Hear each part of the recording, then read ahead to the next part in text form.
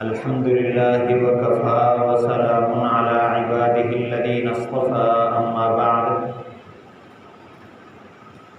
أعوذ بالله من الشيطان الرجيم بسم الله الرحمن الرحيم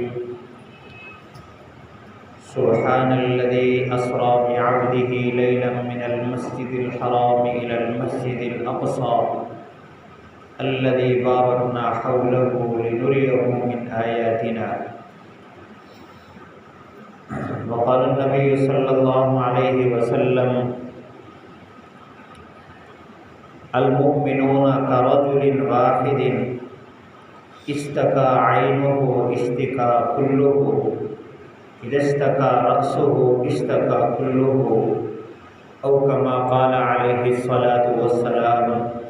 صدق الله وصدق رسوله النبي الكريم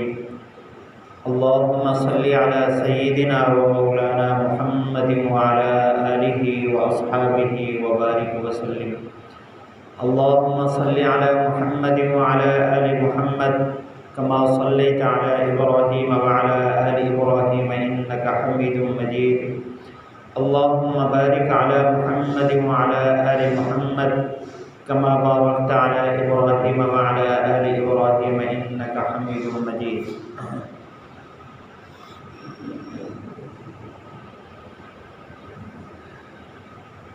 موضوع تو ہمارا ایک آیت کی تفسیر چل رہی ہے، لیکن موقع کی مناسبت سے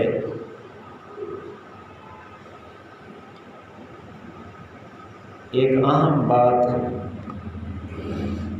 عرض کرنے کی ضرورت ہے، اس لیے آج اس موضوع کو اگلے جمعوں تک انشاءاللہ اللہ نے زندگی رکھی مؤخر کر کے اس ضروری اور اہم بات کو عرض کیا جاتا ہے۔ حالات اس وقت مسلمانوں کے سامنے ہیں جو مسلمانوں کی صورتحال ہے۔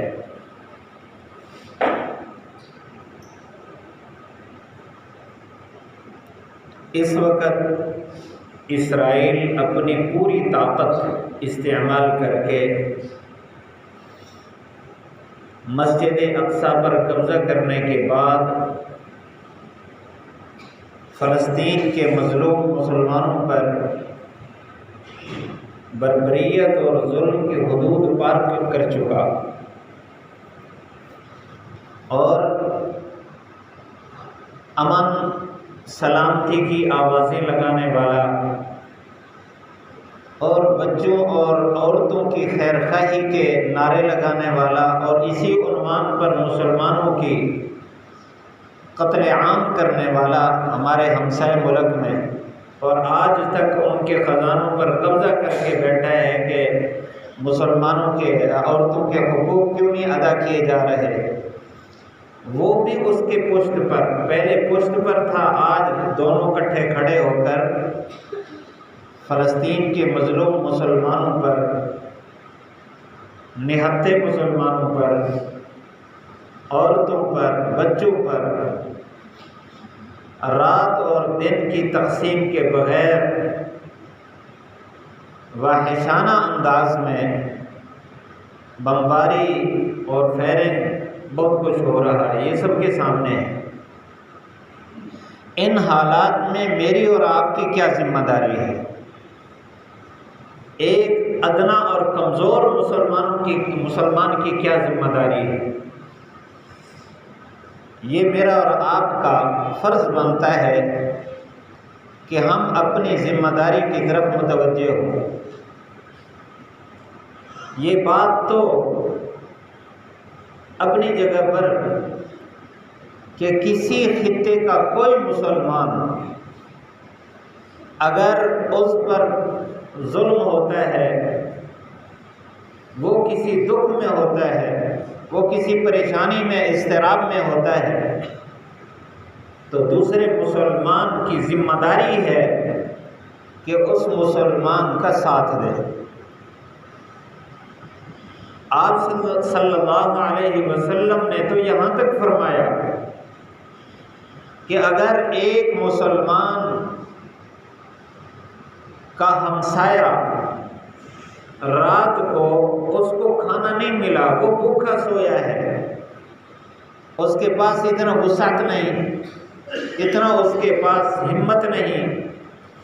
اتنا اس کے پاس پیسہ نہیں ہے کہ وہ روٹی خرید کر کوئی انتظام کر کے اپنا پیٹ پالے، اور دوسرا اس کا ہمسایہ رج کے سویا ہوا ہے، تو فرمایا کہ اس پر اللہ کی سخت ناراضگی ہے، یہاں تک فرمایا وہ مومن نہیں ہے۔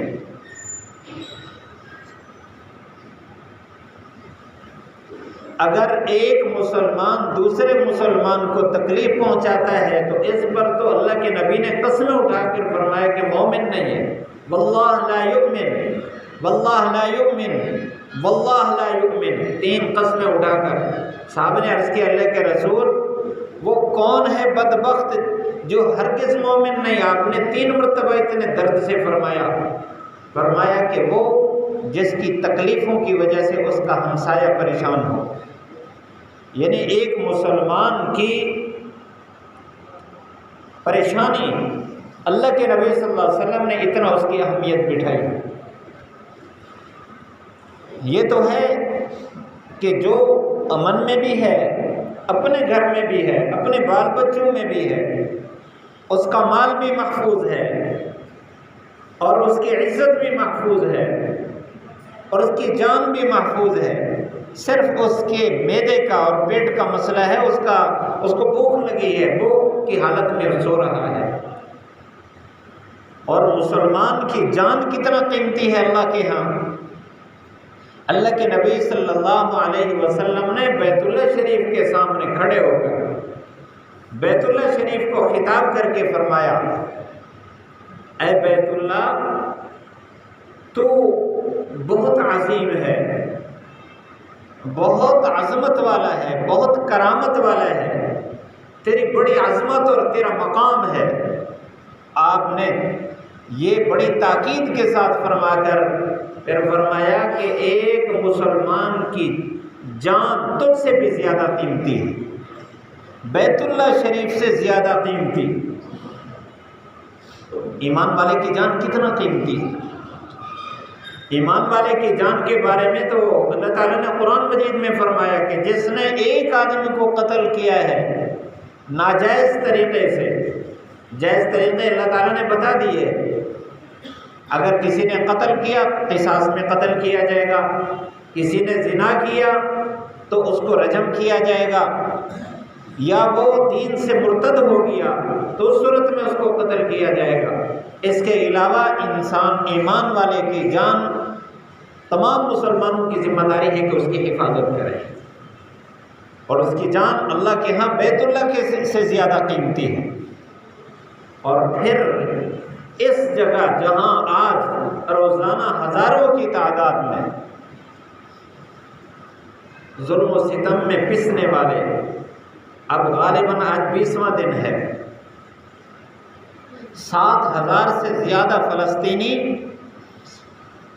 مرد، عورتیں اور بچے شہید ہو چکے ہیں، 7,000 سے زیادہ، اور جس میں 3,000 کے قریب صرف معصوم بچے ہیں۔ اور یہ وہ جگہ ہے جس کو اللہ تعالیٰ نے بارکنا حولہ فرمایا، کہ اللہ تعالیٰ نے معراج کرایا اپنے نبی صلی اللہ علیہ وسلم کو، اور قرآن مجید میں اس کا تذکرہ فرمایا کہ مسجد الحرام سے مسجد اقصیٰ تک، جس مسجد اقصیٰ کے ارد گرد ہم نے برکت ڈالی، یہ وہ سرزمین ہے جس سرزمین کے بارے میں اللہ تعالیٰ نے برکت کا ایسا اعلان فرمایا کہ اس کے ظاہر اور باطن میں برکت قیامت تک سموئی ہوئی ہے۔ آپ صلی اللہ علیہ وسلم نے، بلکہ اس سے پہلے حضرت ابراہیم علیہ السلام کا مسکن ہے، آپ نے عراق سے ہجرت فرمائی، اس وقت یہ سارا علاقہ شام شمار ہوتا تھا، شام میں اسی بیت المقدس کے قریب آ کر ابراہیم علیہ السلام نے یہاں پڑاؤ فرمایا، ابراہیم علیہ السلام کی ہجرت کی جگہ ہے۔ اور حضرت اسحاق علیہ السلام، حضرت یعقوب علیہ السلام اور یعقوب علیہ السلام کے بیٹوں کا یہ مسکن، جہاں اللہ تعالیٰ نے روحانی ایسی برکتیں ڈالی، علماء مفسرین فرماتے ہیں کہ 70,000 انبیاء علیہ السلام یہاں مدفون ہیں۔ جس نے اپنے سینے میں اتنے انبیاء کو لیا ہوا ہے، اور یہ وہ واحد جگہ ہے جہاں اللہ تعالیٰ نے ایک ایسی نماز قائم کرائی، جب سے یہ عالم بنا ہے جب تک رہے گا اس جیسی نماز کسی جگہ پر بھی نہیں ہوئی جتنا بڑی نماز یہاں ہوئی ہے۔ حدیث میں تذکرہ ہے کہ اللہ تعالیٰ نے تمام انبیاء علیہ السلام کو مقتدی اور حضور اکرم صلی اللہ علیہ وسلم کو امام بنایا جس جگہ پر وہ مسجد اقصی ہے۔ یہ شرف تو کسی نہ بیت اللہ شریف کو حاصل ہے، نہ مسجد نبوی کو، نہ کسی اور ٹکڑے کو، یہ یہاں کی خصوصیت ہے۔ آج بھی وہاں نماز پڑھنے والے کو 50,000 نمازوں کا ثواب ملتا ہے مسجد اقصی اور مسجد نبوی میں۔ اللہ کے نبی صلی اللہ علیہ وسلم کا فرمان ہے قیامت تک یہاں 40 ابدال رہیں گے، یہاں تک کہ ایک ابدال جب دنیا سے رخصت ہوگا، فوت ہوگا، تو دوسرا ابدال آ جائے گا۔ محدثین نے ابدال کی تشریح فرمائی ہے کہ اللہ تعالیٰ کے اولیاء مقربین ان کے مقامات ہیں۔ جس طرح تعلقات ہوتے ہیں انسان کے، ایک دور کے تعلق والا، ایک دور قریب کے تعلق والا، ایک بالکل قریبی، اس طرح اللہ کی اس قرب اور ولایت کے درجات ہیں، اور ابدال ایک ولایت کا درجہ ہے۔ تو 40 ابدال یہاں شام میں رہتے ہیں، یہ خصوصیت اسی فلسطین کو حاصل ہے۔ اور قیامت تک اللہ تعالیٰ نے، اچھا ایک روایت میں مشکاہ شریف کی روایت ہے، فرمایا کہ یہ وہ جگہ ہے جہاں فرشتے ہر وقت پر پھیلے رہتے ہیں، جس کی زمین کے اندر بھی روحانی برکات، 70,000 انبیاء علیہ السلام مدفون، کیونکہ اکثر بنی اسرائیل کے انبیاء یہاں مبعوث ہوئے ہیں۔ اور اللہ کے نبی صلی اللہ علیہ وسلم اور اس امت کا قبلہ اول، اور اتنا بڑی نماز یہاں ہوئی، اور ابدال رہتے ہیں، اور فرشتے اوپر پر پھیلے رہتے ہیں، یہ خصوصیت کسی اور جگہ کو حاصل نہیں ہے۔ یہاں کے رہنے والے لوگ کتنا خوش قسمت اور سعادت مند ہیں۔ رات ایک بیرون کی جماعت یہاں تھی جس میں فلسطین کے غزہ کے 3 ساتھی تھے، وہ ایک حدیث سنا رہے تھے۔ اللہ کے نبی صلی اللہ علیہ وسلم نے فرمایا صحابہ اکرام کو کہ ایک جگہ جنگ میں شہید ہونے والا تمہارے جیسے 40 شہیدوں کے برابر اس کا درجہ ہے۔ صحابہ نے عرض کیا اللہ کے رسول وہ کون سی جگہ ہے جہاں ہمارے جیسے 40 شہیدوں کے برابر ایک شہید کا اجر ہے؟ فرمایا کہ وہ بیت المقدس مسجد اقصی، اس کی حفاظت کرنے والے، کہ وہاں شہید ہونے والے کا اجر باقی امت کے 40 شہیدوں کے برابر، اور ایک شہید کا اجر ہم حدیث میں پڑھیں اللہ کے نبی صلی اللہ علیہ وسلم نے فرمایا کہ سوائے قرض کے جو بندے کا حق ہے اللہ تعالیٰ سارے کے سارے گناہ اس کے معاف فرما دیتا ہے، اس کے جسم سے قطرہ زمین پر گرنے سے پہلے اللہ اس کی بخشش فرما دیتے ہیں۔ تو اس وقت ایسے قیمتی جانوں پر ظلم ہو رہا ہے اور خون بہایا جا رہا ہے، جو شہادتیں پا رہے ہیں وہ تو بہت بلند مقام پر جا رہے ہیں۔ آپ تو میڈیا کے ساتھ وابستہ رہتے ہیں مجھ سے زیادہ، کہ وہاں کا ایک بچہ اس کے اندر بھی ایمان اور یقین اتنا اعلیٰ درجے کا ہے کہ ہمارا وہم و گمان بھی نہیں۔ ایک بچہ جو یہ کہہ رہا تھا، مجھے سنایا گیا، میں نے سنا، وہ یہ کہہ رہا تھا کہ ہمیں مسلمانوں کی مدد کی ضرورت نہیں ہے،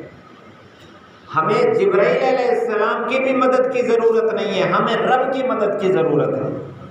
یہ اسی جگہ جب حضرت ابراہیم علیہ السلام نے عراق میں جہاں ہجرت کی جگہ ہے ابراہیم علیہ السلام کی، یہ ان کے جملے ہیں۔ جب چیخا میں ڈالا جا رہا تھا، نمرود نے باندھ دیا اور منجنیق پر ایک پگوڑے پر رکھ دیا، اور یہ شیطان نے صورت بتائی کہ یوں ہلاؤ، جب یہ پگوڑا آگے جائے گا پیچھے رسیاں کاٹ دینا۔ اب یہ ساری صورتحال بن چکی ہے۔ جبرائیل علیہ السلام فرشتوں کو لے کر آئے ابراہیم علیہ السلام کے پاس، کہا کہ آپ اللہ تعالیٰ سے اجازت لے کر آئیں، آپ ہمیں حکم کریں اس چیخا کو بجھا دیں۔ اور پہاڑوں والا اور یہ بارش والا فرشتہ موجود ہے، آپ حکم کریں۔ ایک ایک فرشتے کو پیش کیا۔ ابراہیم علیہ السلام نے فرمایا اما انت فلا، تو تیری ضرورت نہیں۔ جبرائیل علیہ السلام نے کہا کہ چلو آپ اللہ سے تو مانگیں، تو انہوں نے کہا میرا رب جانتا ہے، آپ کو بھی اس نے پیدا کیا، اگر وہ آج مجھے جلانا چاہتا ہے تو میں بھی جلنا چاہتا ہوں۔ یعنی جبرائیل علیہ السلام کی مدد کو بھی ابراہیم علیہ السلام نے پیچھے کر دیا کہ آج تو اللہ مدد کرے گا، اور اللہ نے اس آگ میں مدد فرمائی۔ اور آج امریکہ اسرائیل کے پیچھے کھڑے ہو کر، برطانیہ اور سارا کفر پیچھے کھڑے ہو کر آج وہ پہلے آگ برسا رہے ہیں، آج پورے غزہ اور فلسطین کو آگ بنانا چاہتے ہیں، چیخا بنانا چاہتے ہیں۔ اور اللہ تعالیٰ یہ بچے معصوم جن کا کوئی گناہ نہیں ہے، یہ اللہ تعالیٰ سے اسی مدد کا انتظار کر رہے ہیں، اور اللہ انشاءاللہ ان کی مدد کرے گا۔ اس میں ہماری کیا ذمہ داری ہے؟ سب سے پہلی بات تو یہ ہے کہ اس وقت جو مسلمانوں پر حالات ہیں، ان حالات میں جہاد فرض ہو جاتا ہے۔ جب کوئی غیر مسلط ہو جائے مسلمانوں پر، اسرائیل کے بارے میں تو آپ جانتے ہیں کہ 1948 میں اس نے جرمنیوں کی جوتے کھا کر وہاں سے جب انہوں نے نکال دیا، مختلف لوگوں کے پاس بھیک مانگی کہ ہمیں رہنے دیا جائے جان بچانے کے لیے، ان مسلمانوں نے انسانی حیثیت کو دیکھ کر فلسطین کے مسلمانوں نے جگہ دی، بیڑا کنارہ پر لگایا، اور انہوں نے جگہ مانگی کہ یہاں ہم کالونی بنا کے رہنا چاہتے ہیں۔ تو انہوں نے ترس کھایا، ان کو کالونی کی جگہ دی، اور ظالموں نے وہاں قبضہ کر کے ملک بنانے کا اعلان کر دیا۔ اور ہمارے قائد اعظم محمد علی جناح نے پہلے دن سے یہ فیصلہ کیا ہے کہ یہ قابض ہے اور ناجائز قابض ہے، اس کو ہرگز تسلیم نہیں کریں گے۔ الحمدللہ آج بھی اس روضہ رسول کے رنگ والا آپ کے پاس جو پاسپورٹ ہوتا ہے، اس پر یہ ایمانی غیرت لکھی ہوئی ہے کہ یہ پاسپورٹ اسرائیل کے علاوہ پورے عالم کے لیے، اسرائیل کو تسلیم نہیں کیا۔ تو اس لیے ہم تو پہلے دن سے ہمارے خون میں یہ بات موجود ہے کہ اسرائیل کو ہم ہرگز تسلیم نہیں کرتے۔ تو ہماری کیا ذمہ داری ہے؟ ایک مسلمان کی سب سے پہلی ذمہ داری یہ ہوتی ہے کہ اگر کسی مسلمان پر کافر کی طرف سے حملہ ہوا ہے تو وہ جہاد میں شریک ہو، جہاد فرض ہو جاتا ہے۔ اور اگر وہ جہاد کی طاقت نہیں رکھتا، اس وقت ہم طاقت نہیں رکھتے پاکستانی مسلمان، ہمارے لیے رکاوٹیں ہیں آگے جانے کے لیے، ہم عوام، ہماری ذمہ داری کیا ہے؟ ہماری ذمہ داری، اللہ کے نبی صلی اللہ علیہ وسلم نے فرمایا کہ جس آدمی نے غزوہ کیا، جہاد کیا، اس نے تو فرض ادا کیا، اور جس نے جہاد نہیں کیا فلم یحدث به نفسہ، اور اس کے دل میں جہاد کا جذبہ بھی نہیں ہے کہ کاش کہ میرے راستے کھل جائے اور میں اڑ کر وہاں پہنچ جاؤں، اپنے مسلمان بھائیوں کا پورا تحفظ کروں، اپنی جان بھی دے دوں۔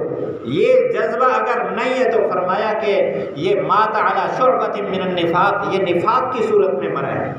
اس لیے اتنا جذبہ تو اپنے فلسطینی بھائیوں کے لیے ہر مسلمان کے دل میں ہونا ضروری ہے کہ اگر میرے راستے کھل گئے اور میں پہنچ سکا تو میں اپنے بھائیوں کی مدد کے لیے پہنچوں۔ اور تیسرا درجہ یہ ہے کہ اگر ان کو ضرورت ہے اسلحے کی تو اسلحہ، اب ہماری اور آپ کی تو یہ ہمت نہیں ہے، نہ ہمارے پاس اسلحہ ہے، اگر ان کو دوا علاج کی ضرورت ہے، خوراک کی ضرورت ہے، کسی چیز کی ضرورت ہے تو اس میں ان کا تعاون کریں۔ اور الحمدللہ پاکستان کے مسلمان، غیور مسلمان، جب سے پاکستان بنا ہے، آپ تاریخ پڑھ کے دیکھیں، کہیں بھی مسلمانوں کو کسی طرح کی مدد کی ضرورت ہوئی ہے، جہاں تک ہو سکا یہ پہنچے۔ افغانستان کی صورت دیکھ لیں، اور پچھلے دنوں برما میں ان کا اعلان ہے کہ سب سے زیادہ ہماری مدد کرنے والے پاکستانی مسلمان تھے۔ اسی طرح ہر جگہ جہاں بھی پہنچے ہیں پاکستانی پہلے پہنچے ہیں، اور اس وقت بھی ایک صورت میں پاکستانیوں نے الحمدللہ کراچی کے حضرات نے مدد پہنچا دی ہے کسی ذریعے سے بھی، لیکن ہمارے لیے اس میں بھی رکاوٹیں ہیں، جانے نہیں دے رہے۔ آپ روزانہ اخبار پڑھتے ہیں، ہمارے اندر اس کا بھی جذبہ ہو کہ اگر ہمارا 1 روپیہ وہاں پہنچ سکا تو ہم پہنچائیں گے، اس کا جذبہ تو رکھتے ہیں نا۔ اور آخری چیز وہ یہ ہے، ٹائم کافی ہو گیا، آخری چیز عرض کرتا ہوں، ایک چیز اب میں اور آپ اس کی ہمت رکھتے ہیں، وہ ہے ان کے لیے دعا۔ اس میں ہمارے لیے کوئی رکاوٹ نہیں، اس لیے کم از کم درجہ یہ ہے کہ دعاؤں میں ان کو شریک رکھیں۔ جہاں اپنی بھوک کی اور پیاس کی ہمیں فکر ہے، اپنے بھائیوں کی بھوک پیاس کی فکر ہو، اور ان کے درد کے ساتھ ہمارا درد شامل ہو۔ اللہ کے نبی صلی اللہ علیہ وسلم کا فرمان ہے، تمام ایمان والے ایک آدمی کی طرح ہیں، جب آنکھ میں درد ہو سارا جسم بے چین ہوتا ہے، سر میں درد ہو سارا جسم بے چین ہوتا ہے۔ اگر وہاں فلسطین کے مسلمان بے چین ہیں اور رات کو وہ آہیں کرتے ہیں، وہ بچے ان کی ماں ان کو نظر نہیں آتی، جسم چھلنی ہے ان کے، اور ان کے ہسپتال بھی بند ہیں، اور بجلی بند کر رکھی ہے، اور پانی کا نظام سارا معطل ہو چکا ہے، تو وہ بچے بلبلاتے، ہمارا دل بھی ان کے ساتھ بلبلائے، ہم بھی ان کی طرح تڑپ رہے ہوں، تو یہ اللہ تعالیٰ گواہ ہے۔ ہم ان کے لیے دعائیں کریں، اللہ تعالیٰ ضرور ہماری دعاؤں کی برکت سے ان کی مدد کرے گا، اور ہم مجرمین میں شامل نہیں ہوں گے۔ اللہ ہم سب کو عمل کی توفیق نصیب فرمائے۔